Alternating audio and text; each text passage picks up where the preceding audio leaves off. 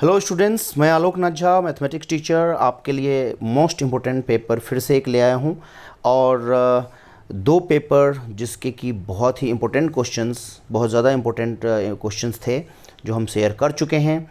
मैं उम्मीद करता हूँ कि आप लोगों ने जिन जिन ने हमारे चैनल को वॉच किया, आपने कल के एग्ज़ाम के लिए 7 जून के टर्म 2 एग्ज़ाम के लिए आपने यदि वो दोनों पेपर अच्छे से रिवाइज़ कर लिए तो ये तीसरा पेपर और कुछ देर के बाद मैं और एक दो पेपर डाल रहा हूँ, जिसमें कि जितने भी क्वेश्चंस हैं वो मेरे एक्सपीरियंस के हिसाब से मोस्ट इम्पोर्टेंट है, जो कि कल के एग्ज़ाम में उसके टाइप के क्वेश्चन सेम टू सेम भी आ सकते हैं या उसके टाइप के आएंगे, डिजिट बदल सकते हैं। तो आप उसको डिजिट बदलने के बाद आप अपने अंडरस्टैंडिंग के बेसिस पे सॉल्व कर सकते हैं।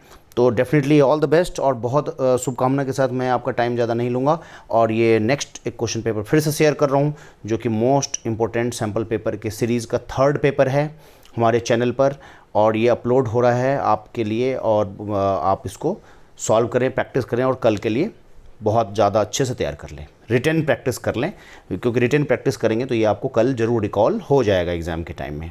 तो चलिए ये पेपर हम देखते हैं कि ये इनमें कौन कौन से क्वेश्चंस हैं। तो देख सकते हैं ये इस तरह से क्वेश्चन है आपका, और ये फॉर्मेट ऐसे ही होगा, वहाँ पर भी आपको हिंदी और इंग्लिश दोनों में लिखा हुआ आएगा। तो इस तरह से आप देख लीजिए। टाइम 2 आवर्स, इंस्ट्रक्शन को ज़रूर पढ़ लीजिएगा, ज़रूर आपको पता तो है सब कुछ बट फिर भी पढ़ लीजिए। सेक्शन ए, चलिए अब देखिए सेक्शन ए के आपको पता है सेक्शन ए में आपके पास 6 क्वेश्चन है। तो फर्स्ट क्वेश्चन जो आपके सामने आ रहा है ये मोस्ट इंपॉर्टेंट क्वेश्चन है, 2 मार्क का क्वेश्चन है। First question, evaluate integral 1 + x divided by 1 + x² dx, और इसमें ऑप्शन भी दिया हुआ है evaluate integral 3x - 1 divided by x - 2 whole square dx। बहुत ही इजीली हो जाएगा पुट करके, और इसको अभी हम सॉल्यूशन भी शेयर करेंगे तो आप ज़रूर उसको प्रैक्टिस कर लीजिएगा। क्वेश्चन नंबर 2 को देखते हैं। डिफरेंशियल इक्वेशन का क्वेश्चन है, write the sum of the order and degree of the differential equation dy/dx whole cube equal to 0। आपको याद होगा हमने जब मोस्ट इंपॉर्टेंट सैम्पल पेपर 1 किया था तो उसमें इस टाइप के क्वेश्चन करा चुके हैं, तो आप आराम से इसको कर सकते हैं। क्वेश्चन नंबर 3 देखते हैं। क्वेश्चन नंबर 3 में देख सकते हैं कि ये दिया हुआ है कि if the sum of 2 unit vectors is unit vector, prove that magnitude of their difference is √3। तो इस तरह से ये क्वेश्चन नंबर 3 हो गया आपका। बहुत ही इंपॉर्टेंट क्वेश्चन है ये कल के लिए। तो कल के लिए जितने भी क्वेश्चंस मैं अभी शेयर कर रहा हूँ ये कल के हिसाब से दे रहा हूँ कि मोस्ट इंपॉर्टेंट क्वेश्चन दे रहा हूँ कि आप ज़रूर कर लीजिए, सो दैट आपका कॉन्फिडेंस लेवल बहुत अच्छा रहे एग्ज़ाम के लिए, आप खुशी से जाएं एग्ज़ाम देने के लिए और खुशी से झूमते हुए आएँ एग्ज़ाम देकर। तो इस तरह से हम लोग क्वेश्चन नंबर 4 पे आते हैं। 3D का क्वेश्चन है, find the direction cosine of the line x + 2 divided by 4 equal to 3x - y/2 equal to 2z - 5/3। तो इस तरह से हम इसको सॉल्व करेंगे। नेक्स्ट क्वेश्चन, क्वेश्चन नंबर 5 है, जो कि प्रोबेबिलिटी का क्वेश्चन है। आप देख सकते हैं क्वेश्चन नंबर 5 को हम आपके लिए रीड कर देते हैं। आप एक बार देख लीजिए कि 3 balls are drawn 1 by 1 without replacement from a bag containing 5 white and 4 green balls, find the probability distribution। आपको क्वेश्चन में बोल रहा है find the probability distribution of number of green balls drawn. तो इस टाइप के क्वेश्चन मैं कर भी चुका हूँ अपने सैम्पल पेपर 1 में, तो आपको डेफिनेटली उससे हेल्प मिलेगा, बट फिर भी स्टिल आप हमारे सॉल्यूशन को ज़रूर देख के प्रैक्टिस कर लें। क्वेश्चन नंबर 6 सेक्शन ए का लास्ट क्वेश्चन है। लास्ट क्वेश्चन में आप देखिए दिया हुआ है 2 cards are drawn at random, 2 cards are drawn at random 1 by 1 without replacement from a well shuffled pack of 52 playing cards. Find the probability that one card red and other is black। बहुत ही interesting question, इस type के question भी हम कर चुके हैं। Section B पे पहुंचते हैं। सेक्शन बी बहुत ही इंटरेस्टिंग क्वेश्चन है, हर क्वेश्चन 3 मार्क का है। सेक्शन बी में 4 क्वेश्चन है टोटल। सेक्शन बी का जो वेटेज है 12 मार्क्स है, और इस तरह से हम लोग कर सकते हैं। प्लानिंग में पहले भी बता चुका हूँ, आप सेक्शन सी से स्टार्ट करिएगा, और यदि आपको लगता है सेक्शन सी के क्वेश्चन हार्ड लग रहे हैं तो सेक्शन बी से स्टार्ट करिए, बट ए से कभी भी मत करिए स्टार्ट। ए को आप लास्ट में ही करिए, या तो सेक्शन सी से स्टार्ट करिए जो कि बेस्ट ऑप्शन है, या फिर सेकंड ऑप्शन है कि बी से स्टार्ट करिए, फिर बीच में आप सी करिए, फिर लास्ट में सेक्शन ए करिए। ओके, सेक्शन बी का फर्स्ट क्वेश्चन देखिए, evaluate the following integral integral dx over 1 plus x square plus x cube, ये बहुत ही अच्छे तरीके से डिनोमिनेटर को आपको सेट करना पड़ेगा, अरेंज करना पड़ेगा, तो सॉल्व हो जाएगा। Question number 8, find the general solution of the following differential equation x d y minus y d x equal to root x square plus y square d x. देखिए differential equation में क्या होता है कि find the general solution and find the particular solution, इस type के question जरूर आते हैं। और पर्टिकुलर सॉल्यूशन वाले में इंटीग्रेशन फैक्टर यूज़ होता है, आपको याद होगा। और तो ये इंटीग्रेशन जिसका मजबूत होगा वो डिफरेंशियल इक्वेशन कर सकता है, इसलिए हम आपको यही बोलेंगे कि आप अच्छे से करें। क्वेश्चन नंबर 8 का ऑप्शन देखते हैं। ऑप्शन में देखिए क्या दिया हुआ है, वो दिया है कि solve the following differential equation, solve the following differential equation dy by dx minus dy by dx minus 3y cot x equal to sin 2x given that y equal to 2 and when given that y equal to 2 when x equal to pi by 2। तो आपको y equal to 2 कब होगा, जब x equal to pi by 2, ये condition दिया हुआ है। Question number 9 में आते हैं, और क्वेश्चन नंबर 9 में आपको क्या दिया हुआ है एक बार देख लीजिए कि if vector a b c are 3 vectors such that vector a cross vector b equal to vector c, vector b cross vector c equal to vector a, prove that vector a b c are mutually at right angles and modulus of vector b equal to 1, modulus of vector c equal to modulus of vector a. तो ये सब आपका solution मैं आपको दे रहा हूँ। इसके बाद क्वेश्चन को समझाने के बाद ये सब का सॉल्यूशन भी है, सॉल्यूशन को भी मैं थोड़ा थोड़ा एनालाइज कर दूंगा ताकि आपको समझ में आ जाए और आप उसको इनिशिएट कर सकें। 3D के क्वेश्चन थोड़ा क्वेश्चन देखने में ज़रूर कॉम्प्लेक्स लगता है, बट आप यदि उसमें से सेलेक्ट कर लें कि कहाँ से हमको ट्रिगर करना है तो क्वेश्चन ईजी हो जाता है। क्वेश्चन नंबर 10 है क्लियरली कि फाइंड द शॉर्टेस्ट डिस्टेंस। ये याद रखिए कि 3D में इस टाइप के क्वेश्चन जरूर आते हैं। फाइंड द शॉर्टेस्ट डिस्टेंस वाले जो क्वेश्चन हैं ये आता ही है, और शॉर्टेस्ट डिस्टेंस फाइंड करने का मतलब हमें परपेंडिकुलर डिस्टेंस फाइंड करना है, लेंथ ऑफ परपेंडिकुलर फाइंड करना है दोनों पैरेलल लाइन के बीच में। तो फाइंड क्वेश्चन नंबर 10 क्या है, find the shortest distance between the lines vector r equal to 4 unit vector i minus 3j plus lambda into i plus 2j minus 2k and vector r equal to i plus j minus 2k minus mu into 2i plus 4j minus 4k। और देखते हैं, आपको पता है कि हम हमेशा option के क्वेश्चन को भी कवर करते हैं बिकॉज हमें नॉलेज पार्ट भी कवर करना है, सो दैट वहाँ पर इन दोनों में से कोई एक भी यदि आ जाता है तो हम उसको सॉल्व कर पाएँ, हमें वहाँ पे कोई प्रॉब्लम ना हो। हम ज़्यादा से ज़्यादा वैरायटी ऑफ क्वेश्चन को करके जाएंगे तो वहाँ पे ज़्यादा कंफर्टेबल रहेंगे। तो ओके, नेक्स्ट जो इसमें ऑप्शन के क्वेश्चंस है आप देख सकते हैं, वो ये दिया है कि find the vector and the cartesian forms of equation of the plane passing through. यहाँ पर आपको दिया है find the vector and cartesian forms of equation of the plane passing through the point 1 2 minus 4 and parallel to the lines r equal to I plus 2j minus 4k। यहाँ पर आपको दिया हुआ है, यहाँ आपको देखना है कि माइनस या प्लस का साइन कंफ्यूज कर रहा है, ये ध्यान रखना है। यहाँ इक्वल टू दे दिया है बट आपको ध्यान रखना पड़ेगा, ये मिस्टेक से इक्वल टू मेरे प्रिंट हो गया है, बट आप इसको समझना कि vector r equal to i plus 2j minus 4k, और यहाँ पर या तो प्लस का साइन होगा या माइनस का साइन होगा, अभी हम आएंगे तो आपको दिख जाएगा, लेकिन इक्वल टू का साइन नहीं होगा बिकॉज फॉर्म आपको दिख ही रहा है कि जब दूसरा वाला जो लाइन है उसका जो फॉर्म है प्लस म्यू है, तो यहाँ पे आप प्लस मान के चलिए और यदि म्यू माइनस होता है तो अभी पता चल जाएगा। तो ये इक्वल टू बिल्कुल भी नहीं, यहाँ पे ये ध्यान रखना है कि ये जो है फॉर्म है कि vector r equal to i plus 2j minus 4k plus ये जो इक्वल टू दिया हुआ है ये इक्वल टू नहीं है, बाय मिस्टेक ये मिसप्रिंट हो गया है। तो ये ध्यान रखना है कि एग्ज़ाम में भी कभी कभी ऐसा होता है कि यदि आपको क्वेश्चन पेपर में कुछ अजीब सा ऐसा चीज़ दिखे कि आपने पूरे ईयर जो प्रैक्टिस किया था उसके बेसिस पे कुछ खटकता है आपको टर्म, तो आपको समझ जाना है कि कुछ ना कुछ टाइपिंग एरर भी होता है कभी कभी। तो आप अपने एग्जामिनेशन हॉल में जो एग्जामिनेशन हॉल के अंदर जो टीचर होते हैं आप उनसे कॉन्टैक्ट कर सकते हैं, और आप उसमें ज़्यादा सरप्राइज़ नहीं होना है, आप उसको ज़्यादा उसमें टेंशन में नहीं आना है।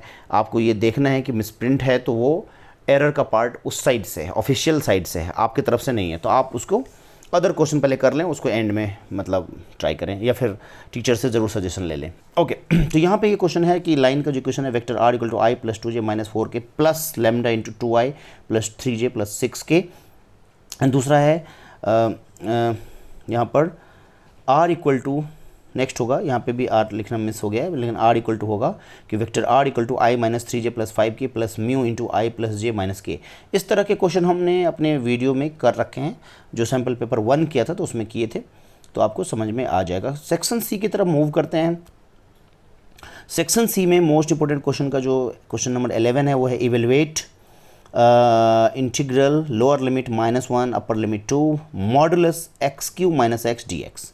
यानी ये डेफिनेट इंटीग्रल का क्वेश्चन है, बहुत ही इंपॉर्टेंट क्वेश्चन है। मॉड वाले क्वेश्चन आने के चांस रहते हैं, तो किसी एक सेक्शन में ज़रूर देगा, और आप देख लीजिए। Evaluate integral -1 to 2 modulus of x Q minus x D x, question number 11 हो गया। क्वेश्चन नंबर 12 पे मूव करते हैं। क्वेश्चन नंबर 12 में आपको देखिए दिया हुआ है, find the area bounded by the circle x square plus y square equal to 16 and the line √3y equal to x in the first quadrant using integration. तो यानी area of area, like you can say कि ये जो question है वो area find करने वाला question है, और एप्लीकेशन ऑफ इंटीग्रल का क्वेश्चन है। ये AOI का क्वेश्चन है, एप्लीकेशन ऑफ इंटीग्रल, बहुत ही इंपॉर्टेंट टॉपिक। तो अब यहाँ पर हम आते हैं क्वेश्चन नंबर 12 के ऑप्शन पे। ऑप्शन में हमारा दिया हुआ है कि find the area bounded by the curve y equal to x cube, the x axis and the ordinate x equal to -2 and x equal to 1। इस तरह से ये हमारा क्वेश्चन नंबर 12 ख़त्म। क्वेश्चन नंबर 13 पे आते हैं। क्वेश्चन नंबर 13 में दिया हुआ है कि find the distance of the point 1 2 3 from the plane x minus y plus z equal to 5 measured parallel to the line x by 2 equal to y by 3 equal to z by -6। ये question 3D का question था। अब हम लोग पहुंच चुके हैं इस पेपर के, कल के पेपर के, आप समझ लीजिए ऐसे ही सिचुएशन होगा जब आप 13 कर लेंगे तो लास्ट क्वेश्चन पे पहुंच जाएंगे। क्वेश्चन नंबर 14 आपके पेपर का लास्ट क्वेश्चन होगा। और जैसे कि मैंने कल के वीडियो में बताया था, यानी कि इसके प्रीवियस जो सैम्पल पेपर मैंने आपको दिया था, मोस्ट इंपॉर्टेंट सैम्पल पेपर का जो पेपर 2 दिया था, उसमें मैंने बोला भी था कि कोविड-19 के क्वेश्चन आ जाते हैं कभी कभी केस बेस्ड क्वेश्चन में या डेटा बेस्ड क्वेश्चन में। तो देखिए इस वाले सैम्पल पेपर 2 में, सैम्पल पेपर 3 में, ये भी सैम्पल पेपर 3 दे रहा हूँ मैं आपको। मैं इससे पहले सैम्पल पेपर 2 दे चुका हूँ। मैंने जो पहला सैम्पल पेपर किया था उसमें जो केस बेस्ड क्वेश्चन था वो इंश्योरेंस पे बेस्ड था, जो दूसरा दिया था वो क्रिकेट पे बेस्ड था, और जो तीसरा आ रहा है आपका केस बेस्ड क्वेश्चन ये कोविड-19 पर बेस्ड है। और भी और 1-2 पेपर देने वाला हूँ, तो आपको अलग अलग टाइप का दिया ताकि आपको वैरायटी हो सकता है इसी में से कुछ आ जाए आपको, और मैं उम्मीद करता हूँ कि इसी में से कोई आ जाए, सो दैट आपको बहुत ही ईजिली मैनेज हो जाएगा। याद रखिएगा कि केस बेस्ड क्वेश्चन देखने में बड़ा लगता है, बट रियल में ये डिफ़िकल्ट नहीं होता है। आप अप्लाई करेंगे, एप्टीट्यूड लगाएंगे तो ये इजीली सॉल्व हो जाएगा। तो चलिए क्वेश्चन में देखते हैं, क्वेश्चन में क्या बोल रहा है। ये आपको बोल रहा है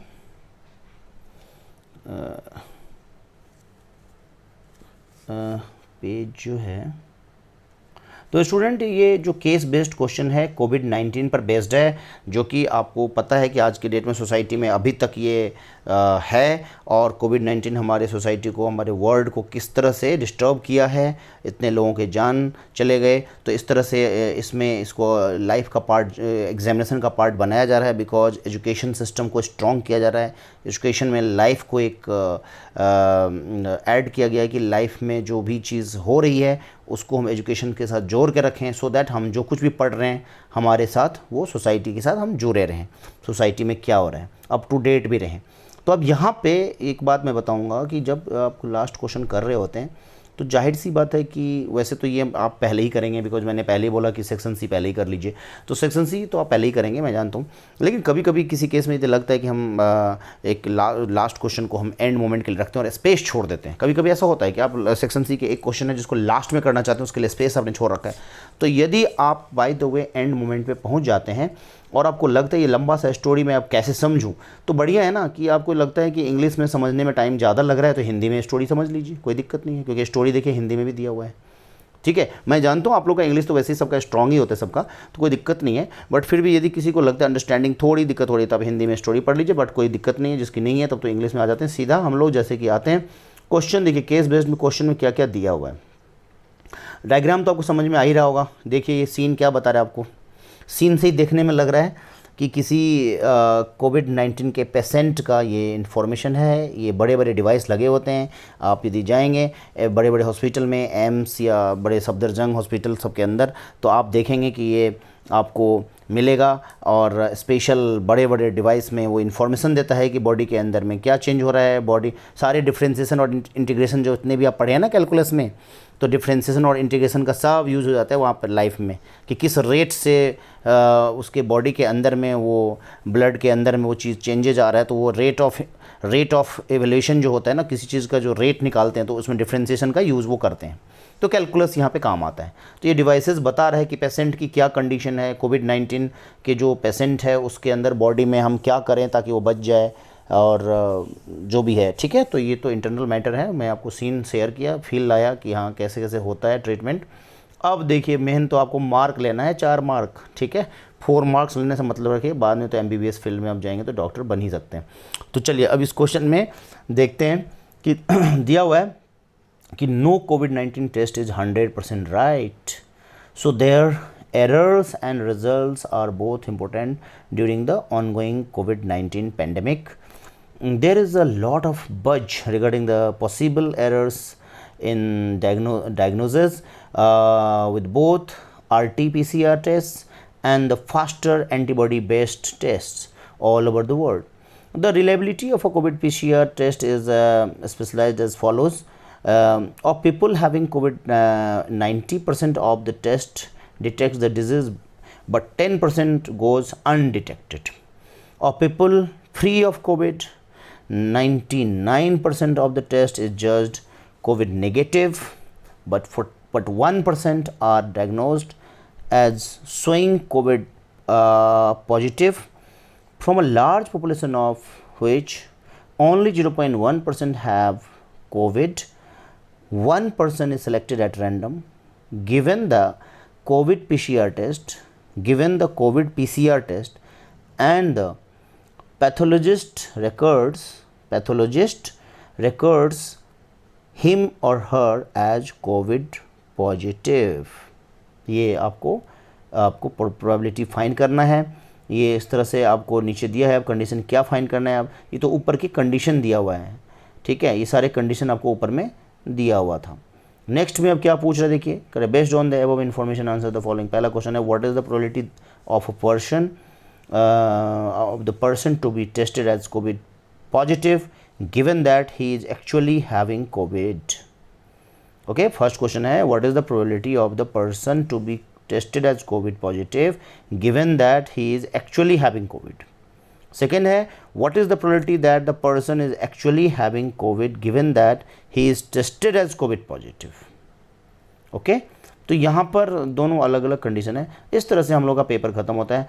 अब देखिए मैं आपको सबसे बड़ी बात है कि सारे क्वेश्चन को यदि मैं बोर्ड पे सॉल्व करता तो अभी हम इतने कम टाइम में इतने ज़्यादा क्वेश्चन आपको शेयर नहीं कर पाता, तो मैं सॉल्यूशन भी शेयर कर रहा हूँ। देखिए सेक्शन ए का जो फर्स्ट क्वेश्चन था, मैंने कहा था कि सॉल्यूशन ये हो जाएगा, पुट करने से हो जाएगा। देखिए I इक्वल टू दिया हुआ था 1 + x / 1 + x²। तो इस तरह से इसके जो है मैं बारी से आपको सभी की सॉल्यूशन शेयर कर रहा हूँ। प्लीज़ आप लोग रिटन प्रैक्टिस जरूर करिए। आज मत सोचिए कि अब जो पूरे 2-4 महीने से नहीं किए तो आज हम क्या कर लेंगे, बहुत कुछ कर सकते हैं। आज भी आप 2 पेपर 3 पेपर 4 पेपर कर लीजिए, देखिए उसमें से आप कल हिट कर सकते हैं अपने आप को। और देखिए फटाफट, तो ये फर्स्ट क्वेश्चन में देखिए लगाया है आइडिया और ये सॉल्व हो जाएगा। आप देख सकते हैं कैसे कैसे कर रहे हैं, उन्होंने आइडिया लगाया है, एक इंटीग्रेशन को 2 इंटीग्रेशन में कन्वर्ट कर दिया, 1 + x² से दोनों को डिवाइड कर दिया, तो एक बार हो गया 1/1 + x², एक बार हो गया x/1 + x²। इस तरह से 2 इंटीग्रेशन और डायरेक्ट फार्मूला लगा है। यहाँ पर डायरेक्ट फार्मूला होता है कुछ जगह पर, तो आपको याद रखना है डायरेक्ट फार्मूला होता है। और यहाँ पर इसमें एक चीज़ ध्यान रखना है बच्चों कि ये जो फर्स्ट इंटीग्रेशन है, फर्स्ट इंटीग्रेशन में है 1/1 + x² dx, तो ये बाय मिस्टेक यहाँ पर ये x डल दिया है। प्लीज़ आप इसको करेक्शन कर लें और ये जो है यहाँ पर ये x by one plus x square नहीं होगा, यहाँ 1 होगा। बाय मिस्टेक ये x डल गया है, तो आप प्लीज़ इसको करेक्शन कर लें। ये मैं आपको सजेस्ट कर रहा हूँ कि ये यहाँ पर ये जो x आपको दिख रहा है वो मिस्टाइप है, तो x नहीं होगा, 1 होगा यहाँ पर। 1 by one plus x square d x जो होता है वो tan इनवर्स x होता है, तो बाय मिस्टेक ये x टाइप हो गया है, तो इसको करेक्शन कर लें। x की जगह पर ये 1 होगा, जबकि इंटीग्रेशन में आप देख लीजिए पहला वाला जो इंटीग्रेशन है वो 1 ही है, ये इसके जगह पे आया है। ये जो फर्स्ट इंटीग्रेशन है 1 by one plus x square d x, इसका रिजल्ट होता है tan इनवर्स x, तो न्यूमरेटर में क्या है 1, तो यहाँ पर भी न्यूमरेटर में 1 होगा। ये जो पार्ट मैं जूम करके आपको दिखा रहा हूँ, आप देख सकते हैं कि ये जो इसमें न्यूमरेटर आपको दिख रहा है, न्यूमरेटर में x बाय मिस्टेक में डाल दिया है, न्यूमरेटर में यहाँ 1 होगा, तो 1 by one plus x square d x जो होता है वो tan इनवर्स x होता है। ओके, चलिए अब सेकेंड वाला जो इंटीग्रेशन है देखिए, सॉल्व किया x by one plus x square d x, तो इसमें पुट किया 1 प्लस एक्स स्क्वायर को t पुट कर देंगे और फिर डिफ्रेंशिएटिंग कर देंगे बोथ साइड्स। आप देख सकते हैं 1 प्लस एक्स स्क्वायर को t पुट किया और फिर डिफ्रेंशिएटिंग कर दिया। आपको पता ही है जब हम पुट करते हैं तो डिफ्रेंशिएटिंग हमें करना होता है, तो दोनों तरफ डिफ्रेंशिएट कर दिया। तो जैसे डिफ्रेंशिएट किया तो डिफ्रेंशिएट करने के बाद आपके पास रिजल्ट आ रहा है, देखिए 2x dx equal to dt और x dx equal to half dt। फिर सॉल्व कर दीजिए, पुट कर दीजिए, सॉल्व हो जाएगा, चेक कर लीजिए।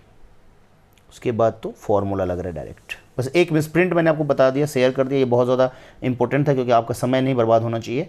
और आपको पता ही है फास्ट इतना जल्दी जब मटेरियल तैयार किया जाता है तो थोड़ा सा टाइपिंग एरर आता है, तो मैंने आपको बचा लिया वहाँ पर और बता भी दिया। तो कहीं कहीं पे आपको ध्यान रखना पड़ेगा कि एग्ज़ाम में भी कभी कभी ऐसा हो सकता है, तो आप अलर्ट रहेंगे। चलिए इसके ऑप्शन वाले क्वेश्चन को देख लीजिए।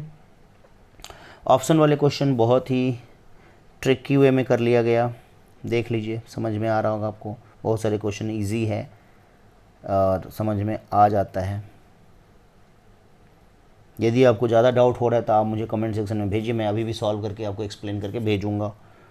या आप जहाँ कहीं भी पढ़ रहे हों, अपने टीचर से पढ़ रहे हों, तो उनसे करवा लीजिए एक्सप्लेन, कोई दिक्कत नहीं है, क्योंकि आपके पास टाइम बहुत कम है। अभी भी आप रात के 10 बजे तक 11 बजे तक पढ़ सकते हैं, 4 घंटा आपके पास है। 4 घंटे में आप यदि 100 क्वेश्चन भी रिवाइज़ कर लें तो 100 में से आपके 10-15 क्वेश्चन तो ज़रूर वहाँ काम आएंगे। 10-12 क्वेश्चन, 14 क्वेश्चन ही आपको काम आने हैं, तो 14 क्वेश्चन वो वाले आपको हिट कर जाएगा। ओके, चलिए ये क्वेश्चन आपको समझ में आ गया, तो अब देखते हैं हम लोग क्वेश्चन नंबर 2 पे मूव करते हैं। क्वेश्चन नंबर 2 में देखिए डिफरेंशियल इक्वेशन का क्वेश्चन है, आप देख लें प्लीज़ कैसे किया गया, और आइडिया भी लिखा हुआ है इसमें, आप चेक कर सकते हैं। देखिए आइडिया बिल्कुल लिखा हुआ है कि ये पहले थोड़ा सा डिफरेंशियल इक्वेशन को थोड़ा सॉल्व कर लिया गया little bit, and little bit आगे इसको हम कर देते हैं। तो हुआ यही, थोड़ा सा इसको किया गया, तो आप देख लीजिए कि कैसे कैसे इन्होंने किया है। एक बार आप इसको देख सकते हैं कि d by d x of d y by d x का क्यूब है, तो इन्होंने कुछ फॉर्मूला लगाया, ट्रिक लगाया, चेन रूल लगाया। ओके, चेन रूल लगाया, आप देख सकते हैं चेन रूल का इस्तेमाल किया गया है, समझ में आना चाहिए आपको। चेन रूल हमने वीडियो में भी किया हुआ है। और उसके बाद तो कॉन्सेप्ट आपको पता ही है कि जो हाईएस्ट ऑर्डर डेरिवेटिव होता है, ठीक है, तो क्लियरली लिखा है, clearly highest order derivative occurring in the differential equation is d2 by d x square, तो इसका ऑर्डर 2 हो गया। और इसकी डिग्री की बात करें तो डिग्री जो होता है, जो हाईएस्ट ऑर्डर के टर्म होते हैं उसका जो पावर होता है वही हमारा क्या होता है, डिग्री होता है, तो डिग्री हो जाएगा, तो दोनों को फिर ऐड कर दिया। चलिए नेक्स्ट क्वेश्चन की तरफ मूव करते हैं। क्वेश्चन नंबर 3 को देखिए। क्वेश्चन नंबर 3 जो है आपका वेक्टर से कनेक्टेड है, वेक्टर से बेस्ड है, तो आप प्लीज़ इसको नोटिस कर लें और लिख के प्रैक्टिस करें। रिटन होगा तो भी आप तभी आप दिमाग में इसको बिठा पाएंगे और वहाँ पे रिकॉल कर पाएंगे, क्योंकि वहाँ पे आपको ये हेल्प करने वाला कोई नहीं मिलने वाला है। वहाँ पर आप खुद ही अपने आप को हेल्प करेंगे और आपका माइंड ही रिकॉल करके आपको हेल्प करेगा। तो रिकॉलिंग पावर यदि आपको स्ट्रॉन्ग करना है तो रिटन प्रैक्टिस। इस टाइप के क्वेश्चन हमने अपने चैनल पे पहले सॉल्व भी किया है बोर्ड पर, तो आप उसको भी एक बार देख सकते हैं। तो थोड़ा सा देखिए उस टाइप का है, मैंने किया हुआ है। नेक्स्ट क्वेश्चन बहुत ही इजी था, क्वेश्चन नंबर 4, ये इसमें आपको कुछ फाइंड करने के लिए दिया हुआ था। एक बार आप यदि क्वेश्चन की तरफ मूव करना चाहते हैं तो थोड़ा सा हम मूव करते हैं। देखिए जो क्वेश्चन नंबर 4 था ये था। देखिए क्वेश्चन नंबर 4 में मुझे डायरेक्शन कोसाइन फाइंड करना था, तो डायरेक्शन कोसाइन फाइंड करना था, इसलिए डायरेक्शन कोसाइन इन्होंने फाइंड कर दिया। तो इस तरह से क्वेश्चन नंबर 4 हमने फाइंड कर लिया डायरेक्शन कोसाइन। 5 पे आते हैं, सेक्शन ए ख़त्म होने वाला है। क्वेश्चन नंबर 5 देख लीजिए, ये किससे कनेक्टेड है? प्रोबेबिलिटी से कनेक्टेड है। प्रोबेबिलिटी डिस्ट्रीब्यूशन निकालना था। एक बार चेक कर लीजिए क्या निकालना था।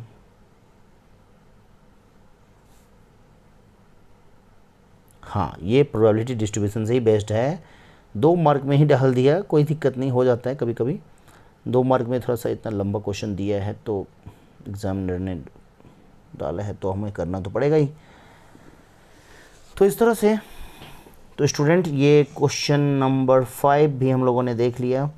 आप इसको अच्छे से समझिए, इत्मीनान से समझिए कैसे किया है। सपोज़ कर लिया गया, पहले तो कंडीशन जो जो दिया हुआ है वो लिख लिया गया।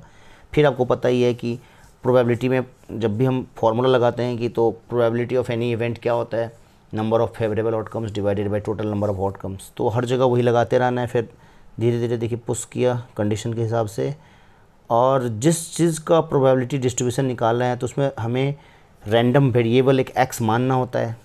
फिर ये देखना होता है किसका पूछ रहा है, वो प्रोबेबिलिटी डिस्ट्रीब्यूशन किसका पूछ रहा है। फिर वो देखना है कि यदि मान लीजिए कि वहाँ पे जितना भी नंबर उसका बन रहा है तो स्टार्ट 0 से होता है, फिर वो जितना तक नंबर पहुँच सकता है वो पॉसिबल वैल्यूज़ लिया जाता है। फिर उन सब की अलग अलग जो निकालते हैं उसी को हम प्रोबेबिलिटी डिस्ट्रीब्यूशन कहते हैं। तो इस तरह से देखिए जब पहले वैल्यूज़ निकाल लेते हैं हम, तो पी एक्स इक्वल टू 0 निकाल लिया गया, पी एक्स इक्वल टू 1 निकाल लिया गया, p x equal to 2, p x equal to 3, और सब की वैल्यू पुट कर दिया गया। ओके, सेक्शन ए हमारा ख़त्म होने वाला है। देखिए सेक्शन ए यदि हम ख़त्म करेंगे तो कैसे करेंगे? देखिए सेक्शन ए को क्वेश्चन नंबर 6 से करेंगे, और क्वेश्चन नंबर 6 में आप देख सकते हैं ये प्लेइंग कार्ड पर बेस्ड है। 52 कार्ड्स होते हैं और इसमें आपको लगा दिया प्रोबेबिलिटी कि क्वेश्चन को बहुत ही लॉजिक के साथ करना होगा। आप देखिए आपको समझ में आना चाहिए। हमने आपके लिए इजी सॉल्यूशन शेयर किया है जो कि एकदम बच्चों के लिए फ्रेंडली है, समझ में आने लायक सॉल्यूशन है। ओके, सेक्शन ए ख़त्म हो गया। अब इसी के साथ सेक्शन बी पे मूव करते हैं। सेक्शन बी का ये एक बहुत ही इम्पोर्टेंट इंटीग्रल है, और इसको आप देखिए क्वेश्चन नंबर 7 इंटीग्रल में था D x divided by 1 + x square + x cube. अब उसको उन्होंने पहले फैक्टराइज कर लिया। पहला टॉपिक यही होता है, इसको फैक्टराइज कर लिया जाता है। तो डिनोमिनेटर को 2 पार्ट में जब फैक्टर कर लिया गया तो एक पार्ट आ गया 1 + x, दूसरा पार्ट आ गया 1 + x स्क्वायर, और उसके बाद पार्शियल फ्रैक्शन का इस्तेमाल किया गया। हमने अपने वीडियो चैनल में पार्शियल फ्रैक्शन पे बेस्ड क्वेश्चंस किए हैं, बहुत सारे तो नहीं लेकिन 1-2 तो ज़रूर हुआ है। तो आप उसको अच्छे से समझा के मैंने किया है, तो फिर आपको समझ में आ जाएगा। ये पार्शियल फ्रैक्शन में हमें एक कांस्टेंट लेना होता है ABC, और उनके करेक्ट वैल्यूज़ निकाला जाता है by equating the coefficient of both sides.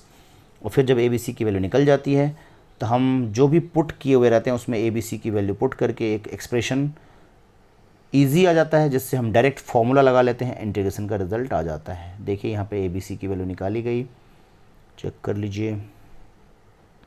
Solving किया तो A की वैल्यू हाफ आया, C की वैल्यू 1/2 आया, B की वैल्यू A की वैल्यू इक्वल है, तो B की वैल्यू -A होगा, तो A का वैल्यू हाफ था, तो यहाँ पर A की वैल्यू हाफ है, C की वैल्यू हाफ है, बट B का वैल्यू -A है, तो दैट मीन्स -½ है। तो इस तरह से सारी वैल्यूज़ पुट कर दिया गया। तो जो हमारा एक्सप्रेशन था वो किस में पुट होगा? तो इसमें पुट होगा, इक्वेशन 1 में। ध्यान से देखिए इक्वेशन 1। तो अब आपको जो इंटीग्रेशन सॉल्व करना था उसमें ना डाल के जो इसका RHS है, इक्वेशन 1 का RHS जो आपको दिख रहा है इसमें पुट होगा, और यही आपको हेल्प करेगा। तो अब देखिए यहीं पे वही डाल दिया गया, नया इंटीग्रेशन बन गया।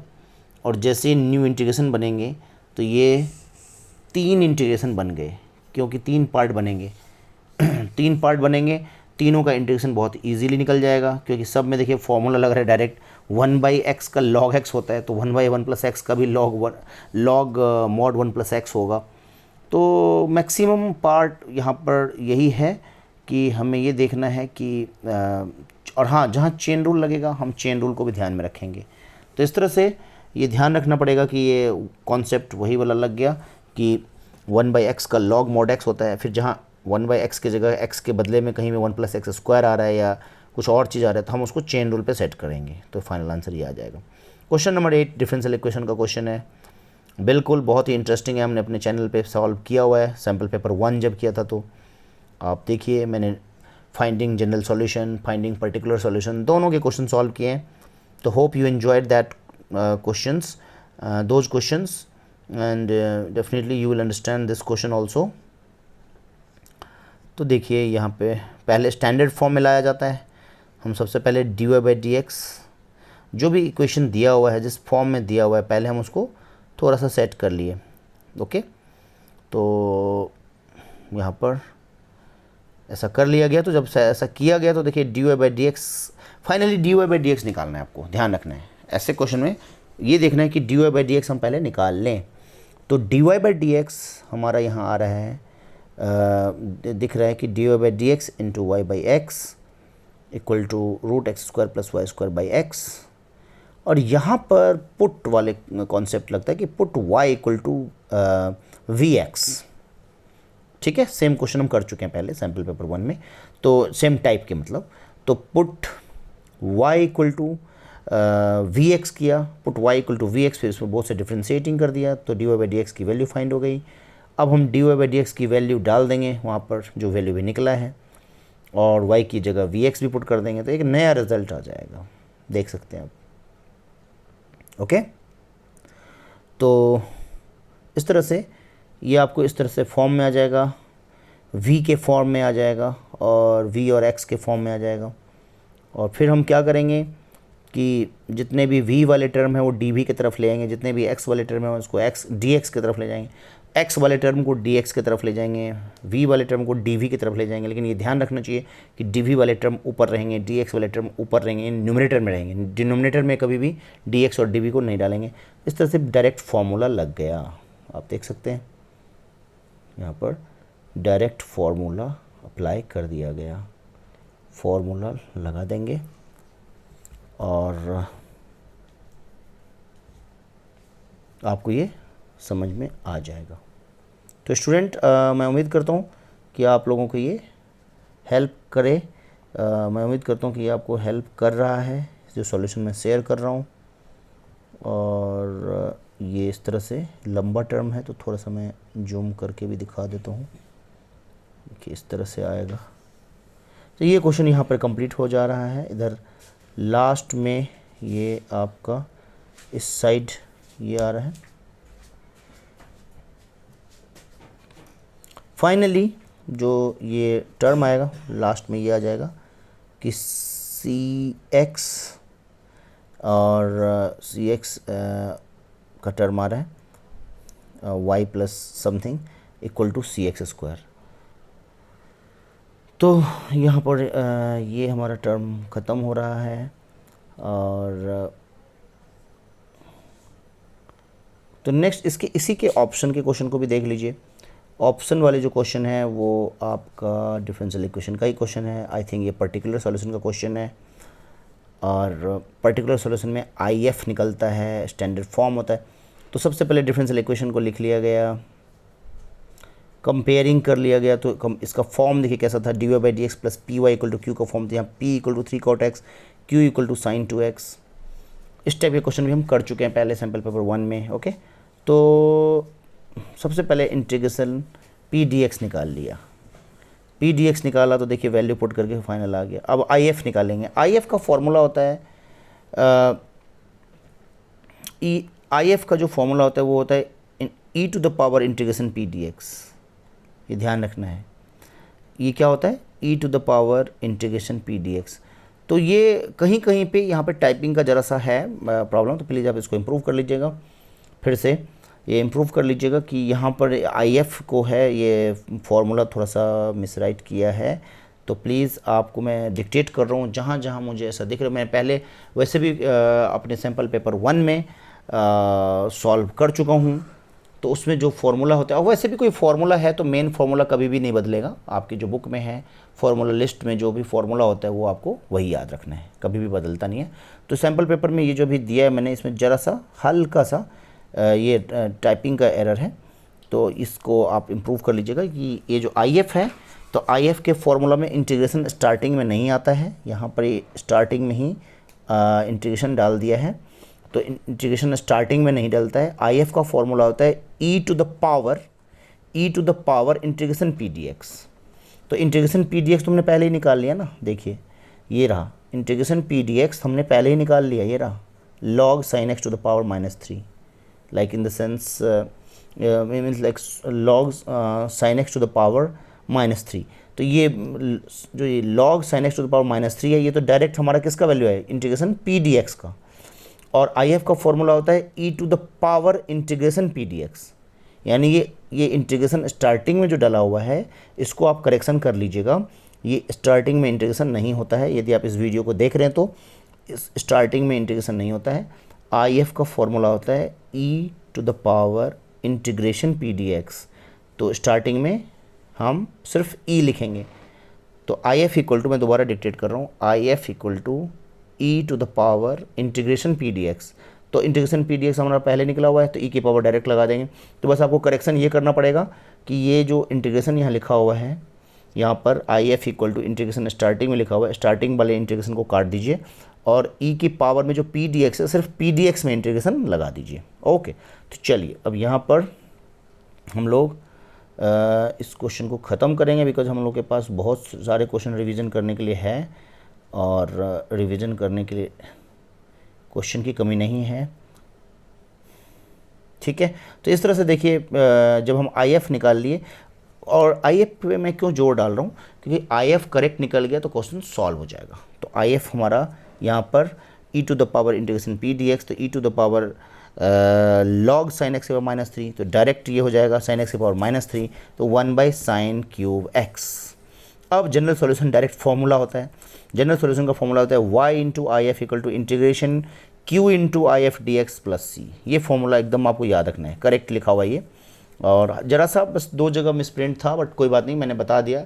आपको याद रखना कि मेन फार्मूला मैंने बोल ही दिया कहाँ मिसप्रिंट है, ताकि कोई कन्फ्यूजन ना हो, और ज़्यादा दिक्कत आए तो फार्मूला कभी बदलना नहीं है, कभी भी याद रखिए। और भी कोई सैम्पल पेपर आप करते हैं तो थोड़ा बहुत टाइपिंग में एरर होता है, क्योंकि जल्दबाजी में तैयार किया जाता है, इसको एग्ज़ाम से कुछ दिन पहले ही तैयार किया जाता है, तो थोड़ा सा टाइम कम मिलता है। ओके, तो चलिए अब यहाँ पे ये वैल्यू पुट कर दीजिए, y की जगह पे y ही रहेगा, बट आई एफ की जगह जो आपने निकाला है अभी वो पुट हो जाएगा। q आपने पहले स्टार्टिंग में लिखा हुआ था क्वेश्चन में, सबकी वैल्यू पुट कर दिया। अब देखिए सॉल्व हो रहा है, ये क्वेश्चन हमारा सॉल्व हो चुका।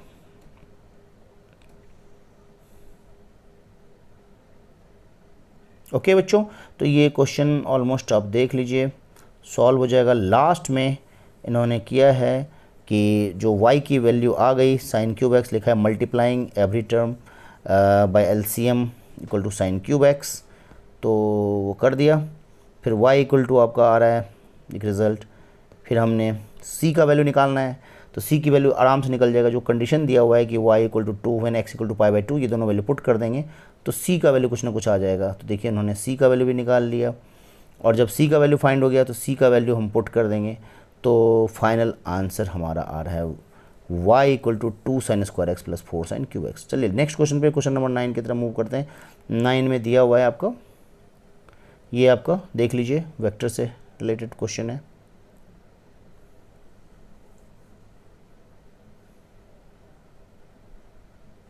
लिख के कर लीजिए प्रैक्टिस, बहुत इजी है, कोई ज़्यादा डिफ़िकल्ट नहीं है, नॉर्मल कॉन्सेप्ट यूज़ हुआ है। वेक्टर की जो कुछ प्रॉपर्टीज़ होती है, क्रॉस प्रोडक्ट, ठीक है, आपको याद होगा कि क्रॉस प्रोडक्ट और डॉट प्रोडक्ट की कुछ प्रॉपर्टीज़ होती है, उन प्रॉपर्टीज़ को ही लगाना है।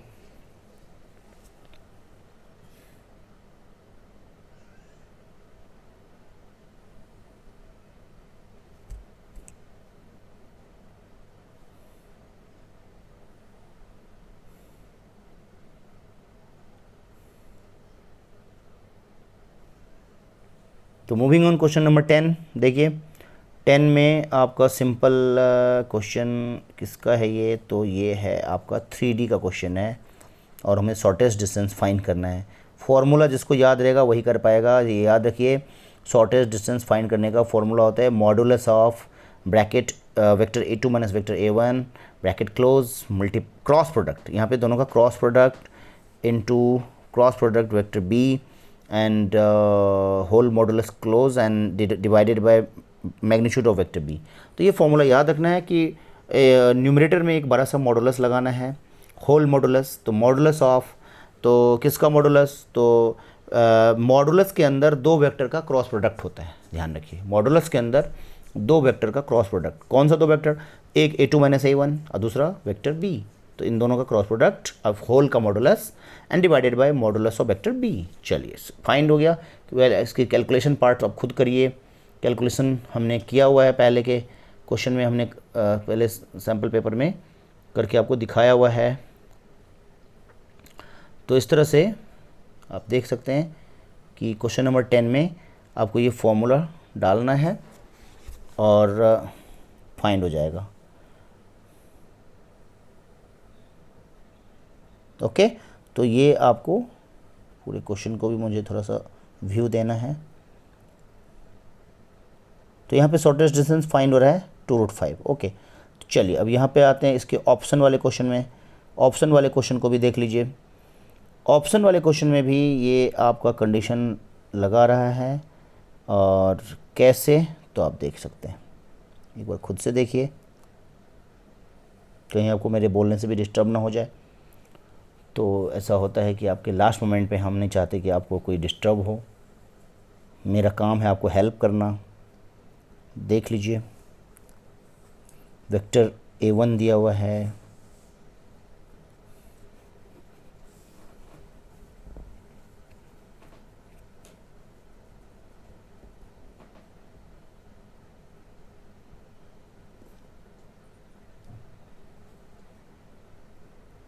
ओके।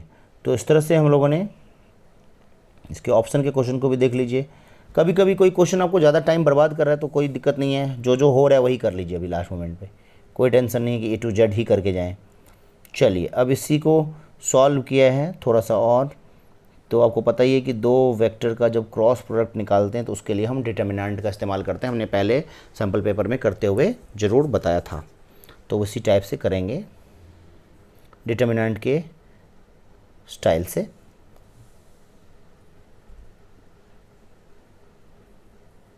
ओके, तो चलिए अब यहाँ पे दो निकालने के लिए बोला था, vector form of plane and cartesian form of plane, दोनों फाइंड कर दिया गया, आप देख सकते हैं।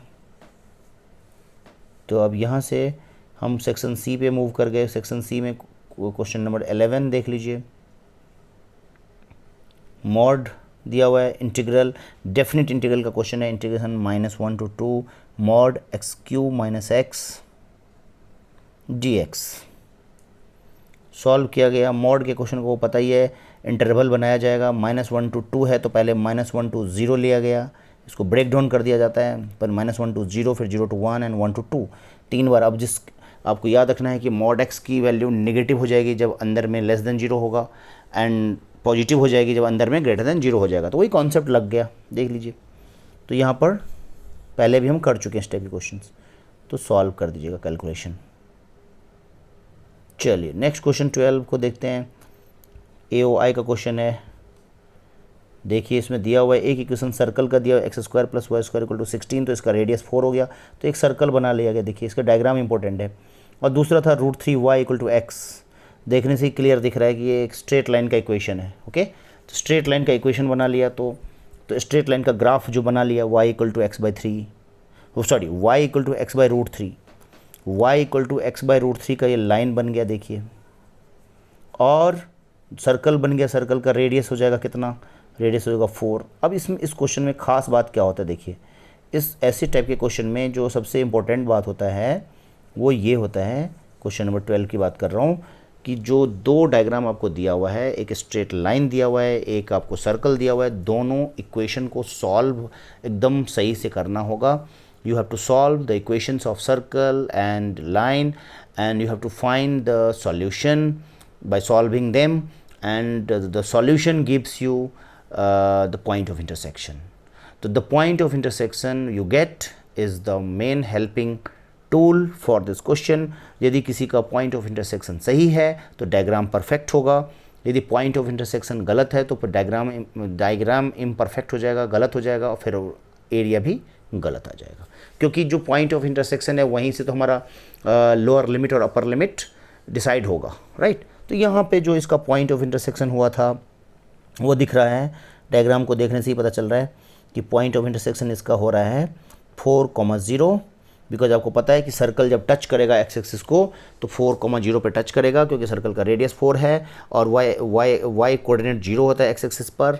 तो इसका तो यानी ये सर्कल जो है सर्कल एक्स एक्सिस पे जब टच करेगा तो 4,0 पे, और सर्कल जब लाइन को इंटरसेक्ट करेगा तो ये किस पॉइंट पे करेगा तो 2√3,2. तो ये सब सॉल्व करने से पता चलेगा, ये रटना नहीं है आपको, बिल्कुल भी नहीं. ये जो दो इक्वेशन है सर्कल और स्ट्रेट लाइन का, दोनों इक्वेशन को सॉल्व करिए तो आपको डायरेक्ट वही रिजल्ट आ जाएगा जो उन्होंने सॉल्व करके निकाला है. तो इस तरह से हमने ये आपको बता दिया. तो सबसे पहले हम वही करेंगे कि पॉइंट ऑफ इंटरसेक्शन निकालेंगे. पॉइंट ऑफ इंटरसेक्शन निकालने के बाद हम डायग्राम बना लेंगे, और डायग्राम बनाने के बाद रिक्वायर्ड एरिया हमको दिख ही रहा है यहाँ पर, देखिए रिक्वायर्ड एरिया जो शेडेड पोर्शन है, आप उसको दो पार्ट में बांट दीजिएगा, ABC फिर D, तो ABC एंड BCD दो एरिया हो जाएगा. ओके, तो चलिए अब यहाँ से इन्होंने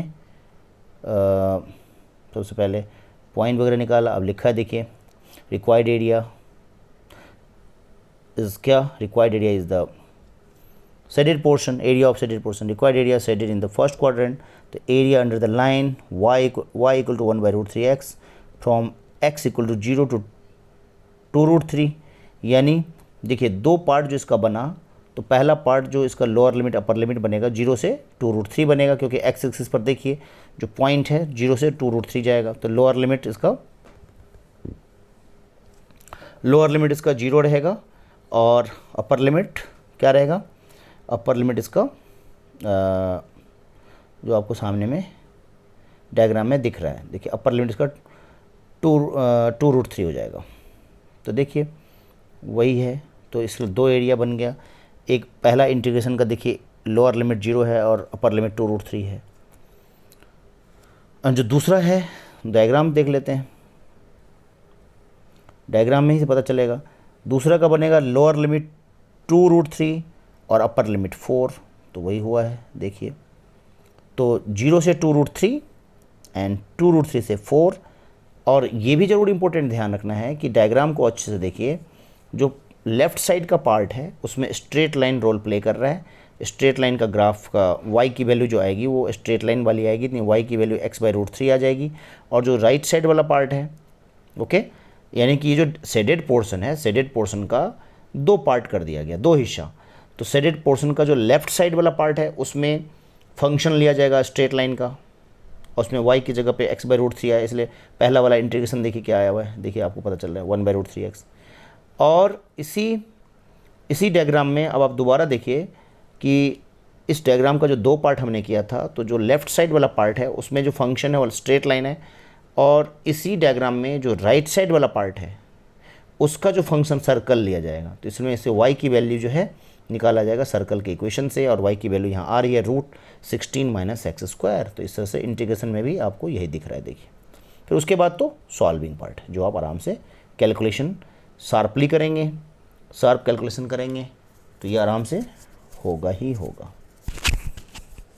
ओके, स्क्वायर यूनिट लगा देंगे एरिया में. चलिए इसके ऑप्शन के क्वेश्चन को भी देख लेते हैं.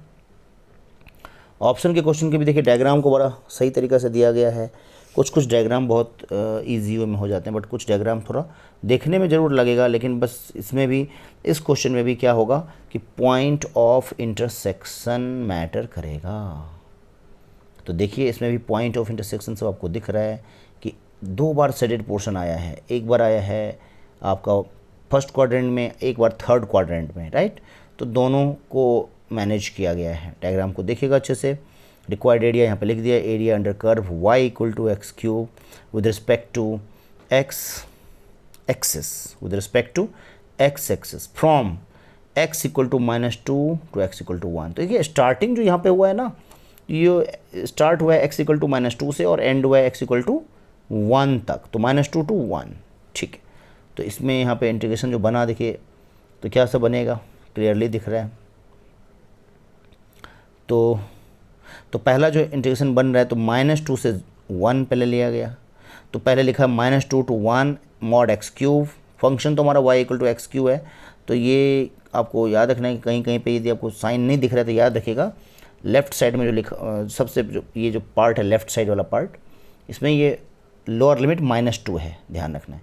तो -2 to 1 mod X Q equal to, पहले नंबर पे भी ध्यान रखना है कि हम -2 से 0 जाएंगे। मैंने आपको कहा था पहले, इससे पहले भी जो हमने वीडियोस में एक्सप्लेन किया था उसमें भी बताया था कि क्या होता है कि यदि हम -2 से 1 जाना चाहते हैं तो इस इंटरवल को हम क्या करेंगे, कुछ स्मॉल इंटरवल्स में ब्रेक करेंगे। यानी एक बड़े इंटरवल में जाना है तो उसको छोटे छोटे इंटरवल के थ्रू जाएंगे।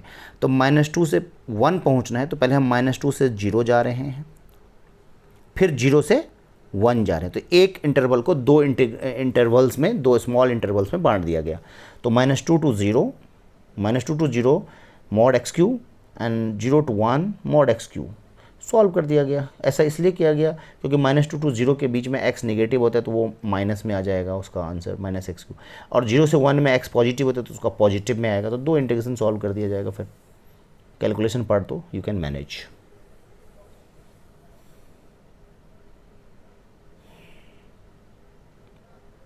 ओके स्टूडेंट, तो मूविंग ऑन, क्वेश्चन नंबर 13 इस पेपर का सेकेंड लास्ट क्वेश्चन।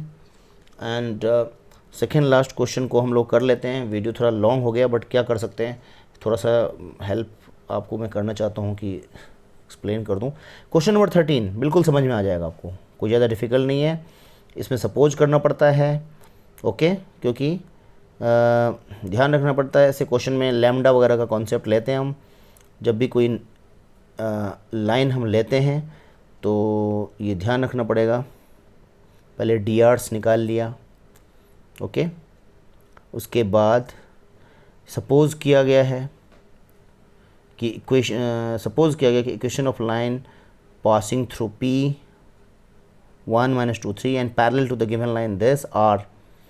तो लिखा है x - 1/2 equal to y + 2/3 equal to z - 3/-6 equal to lambda.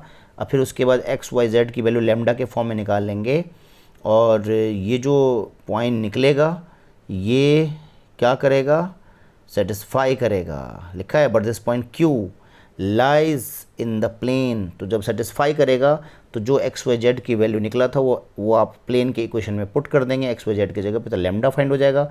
जब लैम्डा फाइंड हो जाएगा तो आपको क्या मिल जाएगा, जो आपका फाइनल रिज़ल्ट है। क्योंकि लैम्डा की वैल्यू निकलते ही क्या होगा कि आप सब जगह वैल्यू पुट करके फाइंड कर सकते हैं जो भी रिज़ल्ट आपका अननोन है। और लैम्डा की वैल्यू यहाँ पे 1/7 आया था, और फाइनली हमें वो रिज़ल्ट आ जाएगा। और हमें फाइनली तो रिक्वायर्ड डिस्टेंस फाइंड करना था, तो रिक्वायर्ड डिस्टेंस फाइंड करने के लिए डिस्टेंस फार्मूला लगा दिया जाएगा। डिस्टेंस फार्मूला आप जानते हैं क्या होता है, और डायग्राम भी दिया हुआ है। देखिए यहाँ पे डायग्राम बड़ा सुंदर दिया हुआ है कि ऊपर में पॉइंट एक P दिया है 1 - 2 3, और नीचे में एक प्लेन दिखाया हुआ है देखिए ब्लू कलर का, और इस प्लेन के ऊपर में जब टच करेगा वहाँ से लाइन तो वो आपको दिख रहा है कि डिस्टेंस फार्मूला लगाएगा। और डिस्टेंस फार्मूला इक्वल टू होता है √ x1 - x2 whole square plus y1 - y2 whole square plus z1 - z2 whole square, फिर वैल्यू लगा देंगे। चलिए, तो इस तरह से हमारा फाइनल रिजल्ट यहाँ पे 1 आ गया था। डिस्टेंस जो इसका जो हम डिस्टेंस फाइंड कर रहे थे वो आंसर उसका 1 आ रहा है। क्वेश्चन नंबर 14, जैसा कि अंदाज़ा था, मैंने आपको पहले ही बोला था कि देखने में बहुत बड़ा लगता है बट आंसर बहुत छोटा होगा। डायग्राम को देख के ही पता चल रहा है। आप एक बार डायग्राम देखिएगा, उसमें जो है सॉल्विंग पार्ट थोड़ा रफ करिए, आपको आ जाएगा 14th का आंसर। यहाँ पे क्लियरली देखिए लिखा हुआ है, आप इसको देख सकते हैं। कैलकुलेशन पार्ट रफ़ किया गया है तो आप रफ़ करिए, सॉल्व हो जाएगा। ओके, तो स्टूडेंट मैं यही कहूँगा कि अभी हमने मोस्ट इम्पोर्टेंट सैम्पल पेपर 3 अच्छे से टच कर लिए, टाइम में ज़्यादा नहीं लेते हुए आप लोगों को यही कहूँगा कि इन सब क्वेश्चन को आप फटाफट जितना मैक्सिमम से मैक्सिमम सारे कर सकते हैं तो अच्छी बात है, लेकिन यदि एक दो क्वेश्चन आपको लगता है कि थोड़ा आपको टाइम ज़्यादा लगा रहा है और ले रहा है, तो चूँकि 7:30 अभी हो रहे हैं, होने वाले हैं, तो आप इन क्वेश्चंस में से जो क्वेश्चन आपको लगता है फटाफट से प्रैक्टिस कर लें, मैक्सिमम क्वेश्चन कर लें। मेरा जो चैनल है उसको सब्सक्राइब करें आप, क्योंकि आपके लिए हमने बहुत सारे इंपॉर्टेंट क्वेश्चन शेयर कर दिए हैं जो कि कल एग्ज़ाम में हेल्प करेंगे ही करेंगे। चैनल को सब्सक्राइब करने से फ़ायदा ये होगा कि आप जो स्टूडेंट 2023 के लिए जेईई मेन या जेईई एडवांस की तैयारी कर रहे हैं, उन सब को मैं मैथमेटिक्स में पूरा आपको 120 में 120 दिलाने के लिए टारगेट के साथ आ रहा हूँ। आपको 120 में मैथ्स में, जेईई मेन में, जेईई एडवांस में 120 में मोर देन 100 स्कोर कराना है। 120 तक का टारगेट लेके चलेंगे, तभी 100 प्लस करेंगे और देखिएगा अच्छा रैंक हम दिलाएंगे आपको। आप लोग बस ज़्यादा से ज़्यादा प्रैक्टिस करते रहिए, डाउट्स भेजते रहिए। जितना ज़्यादा डीप में हम जाएंगे टॉपिक्स के, उतना ज़्यादा हमारा फ़ायदा होगा। सीबीएसई के क्वेश्चन में एक सीबीएसई के जो एग्ज़ाम होते हैं जो कल 7 जून को हो रहा है, उसका सिलेबस एक डिफाइंड होता है, छोटा होता है, कुछ ज़्यादा वेरिएशन नहीं होता है। लेकिन जेईई मेन के जो एग्ज़ाम होते हैं उसमें वैरायटी ज़्यादा होता है, तो इसलिए उसमें हमें सेलेक्टेड प्रैक्टिस से काम नहीं चलता है। उसमें हमें वैरायटी ऑफ क्वेश्चन चाहिए, मोर एंड मोर क्वेश्चंस चाहिए। तो जितना ज़्यादा thousands and more than thousands questions होते हैं किसी किसी चैप्टर में, तो वो हमें फिर कोई भी क्वेश्चन देता है तो सरप्राइज नहीं होगा।